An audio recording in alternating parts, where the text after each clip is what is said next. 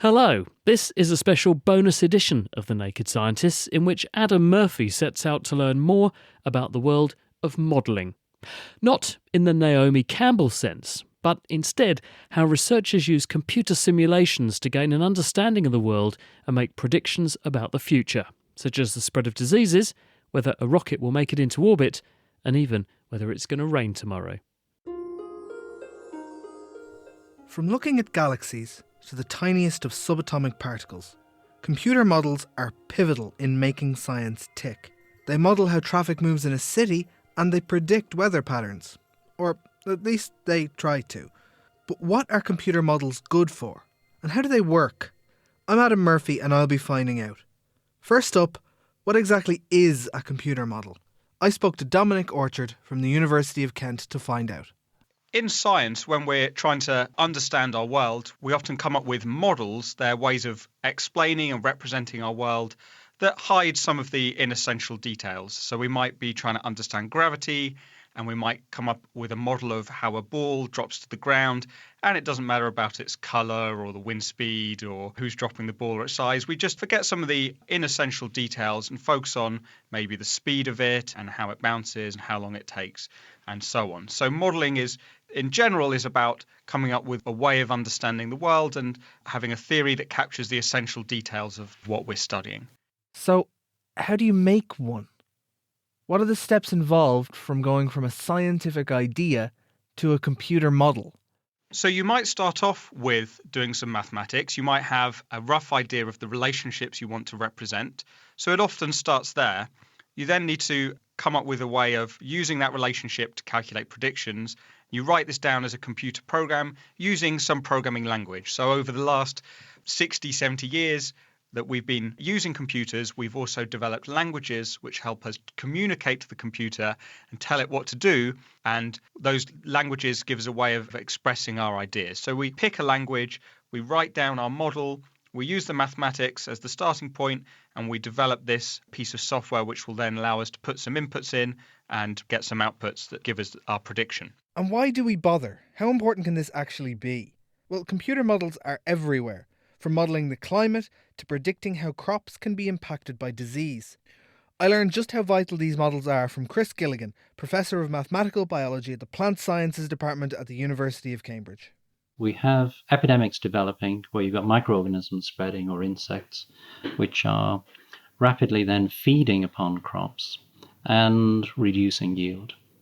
This can happen over very large areas, so that we could be looking at not just one country in East Africa, but many countries in East Africa. And some of these pathogens then can spread by wind dispersal and form a threat also, for example, to the Indian subcontinent. You can have complete crop loss. It's as serious as that. With so many variables affecting this, like weather, crop type, animal species, computer models become necessary. But how do you put them into practice? Imagine that you are flying over Africa, looking down, and you're seeing the mosaic of a particular crop, which could be maize, could be a whole range of different crops. So how is that arranged on the landscape? What's the connectivity of the crop? And how can we characterize that? So we have some notion as to where the crop is, but that will be known with various levels of certainty and indeed various levels of uncertainty. On top of that, we're going to have the pest or pathogen spreading, so we need to extract a signal as to how the pest or the pathogen spreads. What's the signal? On top of that, we have the environment changing. So you have a layer for the host crop, a layer for the pathogen spreading, and a layer for fluctuating environmental conditions. We're going to put those three components together, and that will say, okay, if we know that we have the pathogen at a particular site here, we know the connectivity of the crop, we know the ability of the pathogen to spread, and we know whether or not the environmental conditions are generally favourable. One can write equations for this, but clearly you can't solve that on the back of an envelope, and you need something bigger. So that's where the computational methods come in. A computer model is a simplified version of reality. How much simpler, though? How intricate and how big do these programs get? To learn about that, I spoke to Luke Abraham, researcher in the Centre for Atmospheric Science in Cambridge. His models are designed to help us understand what's going on in our atmosphere especially as the climate of our planet continues to change. So the model that we use here has nearly 1 million lines of computer code. The chemistry and aerosol component has over 120,000 lines of computer code. And there's various different schemes because these interact with the atmosphere and the land surface and the oceans. So we'll need to consider how these chemicals and aerosol particles will fall and land on the land surface, how they might be emitted from the land or from the oceans, how they'll interact with the atmosphere, how they'll affect the winds. If we go to one thing, say, I think when you think of a lot of climate, a lot of people think of ozone. Yes. Which is just 3 oxygen molecules come together, isn't Yes. it? Yeah. How, taking that one molecule, say, what would be the challenges in modelling everything that might do in the atmosphere? Well, ozone is very interesting because it's so important for human health and for the atmosphere as well. So ozone interacts with the sunlight coming in. So if you change ozone, you will change how the atmosphere absorbs this radiation. It will change the wind field. So you can't just impose, an ozone concentration. You need to model it interactively. And so ozone will be affected by changes in the winds, and then it will affect the winds itself. In the stratosphere, ozone is very protective because it absorbs harmful UV radiation, but at the surface, it's very bad for people. It can have very bad health effects. But I could type all day and just end up with nonsense. Some might even consider that my full-time job. And science, after all, is built on making sure you have correct, reliable, and above all, repeatable results. How do I know that when I have a computer model that it works? Over to Dominic Orchard. Well, that's the key question. So there's really 2 questions there. There's, is the science good, and is this computer program good? So the process of validation is what we've been traditionally doing in science for decades, which is we have a hypothesis, we come up with a model, we generate some predictions, and then we do some experiments and we compare the data and say, did we come up with a good model? Does it provide predictions that match with the real world? That's what we call validation. But there's an additional aspect when you're writing software, which is verification. Does this computer program do what we think it does? Have we implemented this model correctly, or have we made some mistake? So if you have written your computer model and you run it through, you get some predictions out of it, and they don't line up with your experiments, then you've got 2 questions to consider. Is the problem with the model, or is the problem with my program? And in the real world, how effective can computer models be? Chris Gilligan tells me about the success of his models. How do we test whether or not the models are working well? By making predictions and then observing what happens.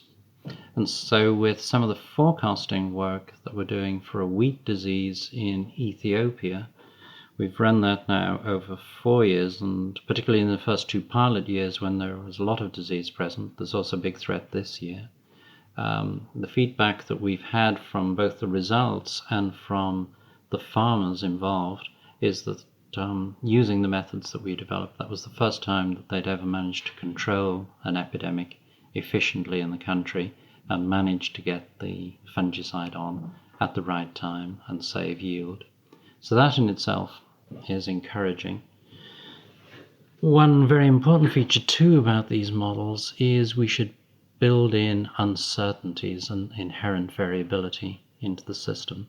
So traditionally people think of mathematics that you have a deterministic system, that you run your equations and whatever you have on the right-hand side will always lead to what you have on the left-hand side. But life is not like that. When you're working with complex computer programs, you need them to work reliably, especially when lives or our climate are on the line. But why do programs go wrong? What happens when they do? And how can we go about fixing it? I spoke to Andy Rice, a reader in computer science at Cambridge University, about just how wrong things can go, and about the time a computer bug brought down one of NASA's orbiters. There are various definitions, but what we're really interested in are problems in the software which cause it to go wrong. So if you've ever used an app on your mobile phone and it's crashed, there's a software bug somewhere. It might be in the phone itself, it might be in the application that's caused that to go wrong. And that's sort of like a really obvious problem, you know it's broken. But there are also other problems which are really much more subtle, like for example, there could be a bug in your bank software and they get your interest calculation slightly wrong or something like that. And these things sort of live quietly in the background until they become significant enough that someone notices there's a problem. This applies to all programs. In science, you need to make sure the computer is getting things right. You need to know when things go wrong that it's the fault of your theories, not buried in a million lines of code. And when you don't, well, problems can occur. Basically, what happened was there were two software teams working on the software, and one team was in Europe and one team was in America. And the American team worked in imperial units, they used feet and inches, and the European team worked metric and they used meters and centimeters. And nobody noticed that there was a mismatch between these two things, and so when they put the software together and deployed it, something went wrong and the whole thing exploded. And the mismatch was basically at the sort of the boundary between two pieces of software when they connected them together. This is called like a units of measure error, where one size uses one way of measuring something and one size used the other one. They put them together and everything went wrong. That's a pretty big catastrophe for such a tiny mistake. Now, all software has bugs in it. It just can't be avoided. You can't perfectly write tens of millions of lines of code without making a mistake somewhere. Most will just hide and never cause problems. But some will make your orbiter explode or open a security vulnerability in your bank account. So computer scientists have sort of looked at this problem for a while and developed various techniques to try and improve the quality of software and reduce the number of bugs in it. And it's sort of a sad fact that all software has bugs. In fact, if you look at sort of industry code, then the average is around 15 to 50 bugs per 1,000 lines of software. So they're just out there and they're there all the time. If you think of an example, so like the Firefox web browser, if you've ever used that for browsing the internet, that has about 37 million lines of code in it. So that's probably around about like 500,000 bugs by that sort of average rate. And most of these problems, of course, just disappear under the radar. We don't notice them and they're not a big deal until something comes together and you have a security vulnerability or something crashes or your bank account gets the wrong balance on it or something. So maybe you can't get rid of all of them, but you'll want to fix all the ones you can get rid of. So there are various ways we can try to deal with software bugs.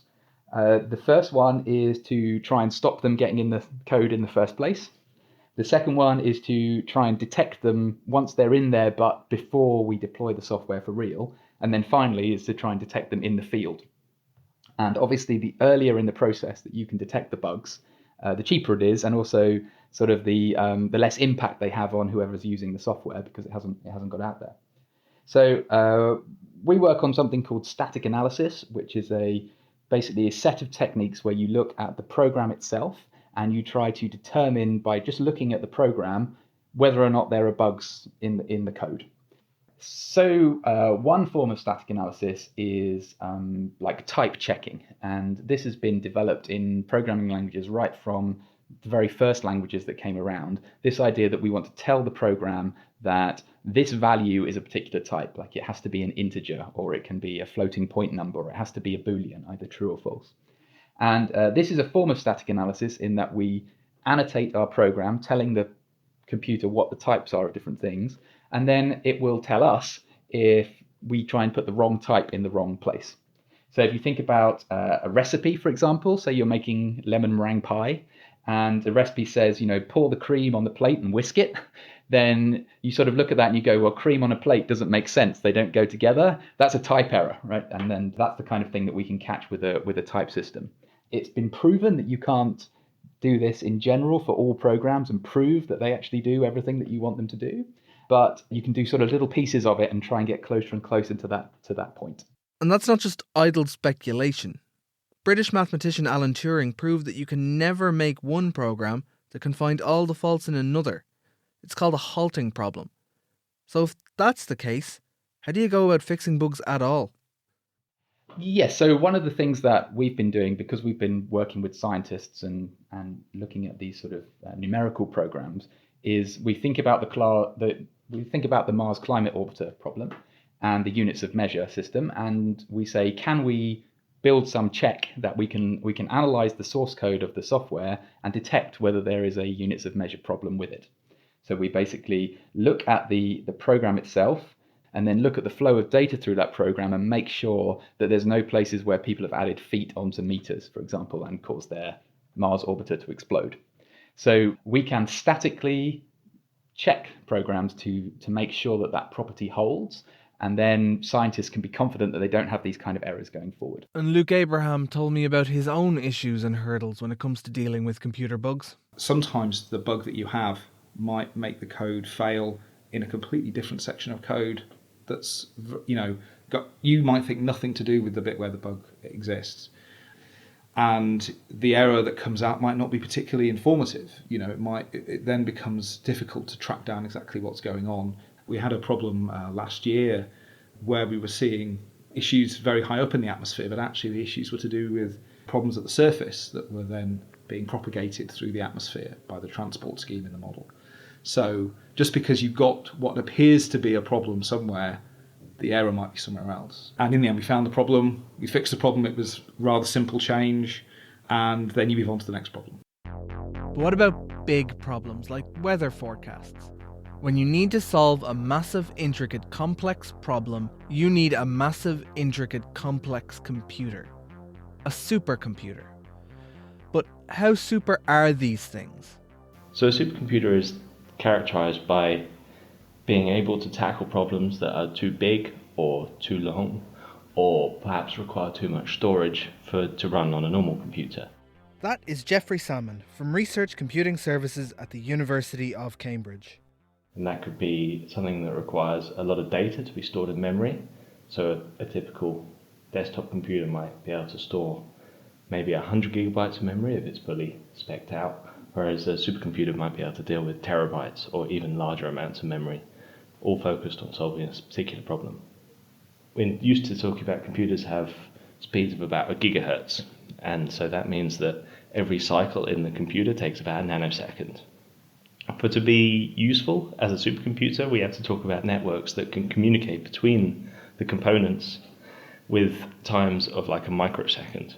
So that means that for every 1,000 steps that each component can do in the computer, it can send a message to one of its neighbors that they can work together to do something useful. If it takes longer than that, then it's hard to write a program that can make use of the components of the computer together. How fast can supercomputers get? I mean, compared to, say, your average desktop? So we normally measure supercomputer performance in this word called flops, which stands for floating point operations per second, where a floating point operation is something like an addition or a subtraction or a multiplication of a number. And a normal desktop could be something like 100 megaflops, which is 100 million calculations per second.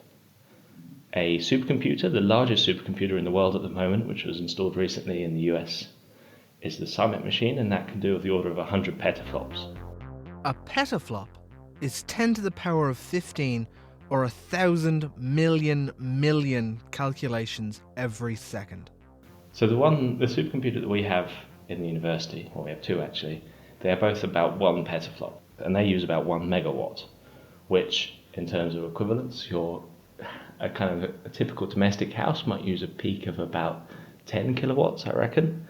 So a whole supercomputer running at a megawatt is probably about 100 times that, so 100 houses, equivalent to a village perhaps, worth of power. So it takes a village to solve a math problem. Yeah. What kind of problems are supercomputers best at solving?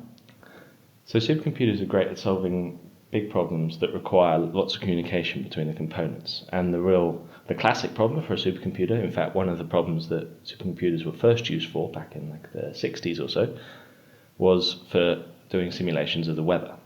And so to solve a simulation for the weather, to make a prediction about what the weather's going to be tomorrow, we typically work by loading in an estimate of what the weather is now and applying some physical laws to make a guess or a calculation or an estimate, depending on your view of how effective weather forecasting is, of what the weather is going to be like tomorrow. And a key bit about a weather forecast is that if my simulation is not finished by tomorrow, then it's not going to be very useful. I don't need a prediction of the weather later than I can just look out of the window. So the supercomputer has to be fast enough to be better than real time in its calculations. So what's the next step for supercomputers, and what are the challenges in getting there? So a big project in the supercomputing world has been this challenge to get to an exaflop, which is 10 to the 18 calculations per second, which is an even bigger number, and in a way is a kind of artificial target, but it's a big and exciting project because it's going to require development at every layer through kind of what builds a supercomputer, right down from the hardware, making new components that can not take too much power, all the way up to the software that runs on these supercomputers and makes all this raw power useful, and beyond that even onto the maths and the algorithms that are used to, for example, do a simulation of the weather. And what are we working on now? What are the next steps forward? I spoke to Dominic about Camfort, a tool he's developed to improve the quality of code that's currently being written. So for many decades in computer science, we've been thinking about the question of how do you ensure that a piece of software does what you intended? And we've been developing tools and techniques for ensuring the correctness of computer programs. However, we noticed that these techniques often don't cross over into science, into the physical and natural scientists. We've got a bit of a chasm, a communication divide between the two fields. So we find that actually the techniques we've developed aren't being applied, and that's partly because the techniques we've developed aren't specialized and targeted to the domain that scientists are interested in. So the idea with Camfort was to take our knowledge as computer scientists about how to do program verification and to actually have real serious conversations with scientists to find out what their challenges are, what the problems are, how we can help, how we can come up with new tools and new techniques to actually ensure that scientific models are implemented as intended. And where do we go from here? I leave you with these parting words from Andy Rice. Computational models are already a vital tool for understanding the world. They're used to inform planning and policy in every part of society, but there's always demand for faster, more accurate predictions. My hope is that computer scientists can help meet this need by developing more expressive languages, new tools to find bugs, and new computers to run it all on.